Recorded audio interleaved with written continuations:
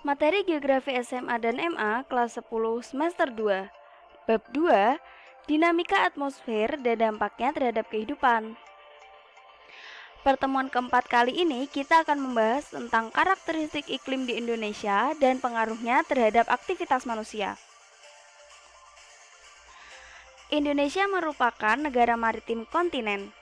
Wilayahnya meliputi luas daratan 93.000 km persegi, luas lautan 1.826.440 km persegi, dan luas udara 1.919.440 km persegi. Nah, karakteristik iklim Indonesia dipengaruhi oleh 3 hal. Yang pertama, pergerakan peredaran matahari. Nah, pergerakan ini menyebabkan perubahan pola angin sehingga terdapat 2 musim, yaitu musim hujan dan musim kemarau.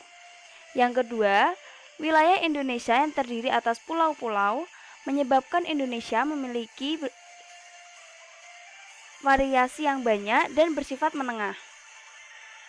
Dan yang ketiga, di beberapa pulau besar seperti Sumatera, Jawa, Kalimantan, Sulawesi, dan Papua, terdapat gunung-gunung yang tinggi sehingga mempengaruhi variasi unsur iklim di setiap wilayahnya. Nah, pembagian iklim di Indonesia itu dibagi menjadi 3. Yang pertama ada iklim musim, yang kedua ada iklim tropis atau panas, dan yang ketiga ada iklim laut. Nah, yang pertama yaitu iklim musim. Iklim musim atau biasa disebut juga dengan muson adalah iklim yang dipengaruhi oleh angin musim atau muson yang berubah-ubah tiap periode tertentu. Nah, angin muson ini ada 2. Yang pertama ada angin muson barat. Angin ini itu bertiup dari benua Asia menuju benua Australia. Perjalanannya sewaktu sampai di Samudra Hindia, angin muson barat akan membawa awan-awan hasil penguapan di samudra. Hasilnya, awan tersebut sampai ke Indonesia dan menurunkan hujan. Yang kedua ada angin muson timur. Angin ini bergerak dari benua Australia menuju ke benua Asia. Di Australia terdapat gurun Gibson yang kering, sehingga di Indonesia iklimnya menjadi kemarau. Nah, yang berikutnya ada iklim tropis atau panas. Iklim tropis di Indonesia terletak di lintang 0 derajat sampai 23,5 derajat lintang utara dan 0 derajat sampai 23,5 derajat lintang selatan. Sedangkan Indonesia terletak di antara 6 derajat lintang utara sampai 11 derajat lintang selatan dan 95 derajat bujur timur sampai 141 derajat bujur timur, sehingga Indonesia masuk dalam iklim tropis. Nah, yang ketiga ada iklim laut. Iklim laut adalah iklim yang banyak mendatangkan hujan dan sifatnya itu lembab, sehingga Indonesia bisa mengalami musim hujan yang berkepanjangan. Dengan adanya iklim laut ini, warga Indonesia merasakan kenyamanan karena lebih memiliki banyak keuntungan untuk membantu kelangsungan hidupnya. Nah, keunggulan iklim di Indonesia. Yang pertama, memiliki 3 iklim, yaitu iklim musim, iklim tropis, dan iklim laut. Yang kedua, bisa melakukan kegiatan ekonomi sepanjang tahun. Dan yang ketiga, memiliki musim kemarau dan juga musim hujan.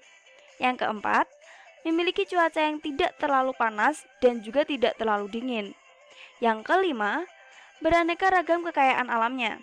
Yang keenam, hamparan tanah yang luas dan subur. Yang ketujuh, memiliki berbagai macam laut, pantai, dan pulau yang terbentang luas. Dan yang terakhir, banyaknya kekayaan wisata alam. Nah, pengaruh cuaca dan iklim bagi kehidupan. Cuaca dan iklim merupakan salah satu faktor alam yang sangat penting bagi kehidupan manusia. Pengetahuan tentang pola musim, curah hujan, dan gerakan angin. Nah, pemanfaatan cuaca iklim yang pertama yaitu dalam bidang pertanian. Penduduk Indonesia sebagian besar bergerak dalam sektor agraris. Karakter iklim seperti curah hujan, suhu, dan musim sangat mempengaruhi pola kehidupannya. Para petani berpendapat bahwa bulan-bulan yang berakhiran kata ber seperti September, Oktober, November, dan Desember merupakan musim hujan. Pada musim hujan, para petani mulai turun ke sawah dan ladang untuk mengolah lahan. Tanaman padi sangat cocok jika dibudidayakan di daerah dataran rendah yang beriklim panas. Sedangkan perkebunan hortikultur sangat baik dikembangkan di dataran tinggi yang suhunya relatif sejuk. Nah, yang berikutnya yaitu pemanfaatan cuaca dan iklim dalam bidang komunikasi. Lapisan atmosfer yaitu ionosfer memiliki kemampuan memantulkan gelombang radio, sehingga informasi dapat dengan mudah dan cepat diterima oleh masyarakat.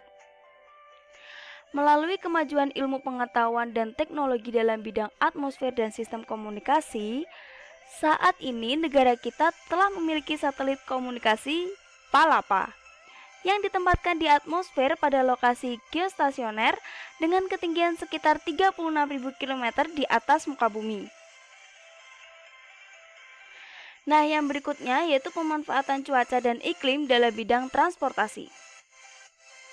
Dalam bidang transportasi, faktor-faktor cuaca seperti pola angin dan curah hujan sangat mempengaruhi kelancaran jalur transportasi, baik itu transportasi laut maupun udara.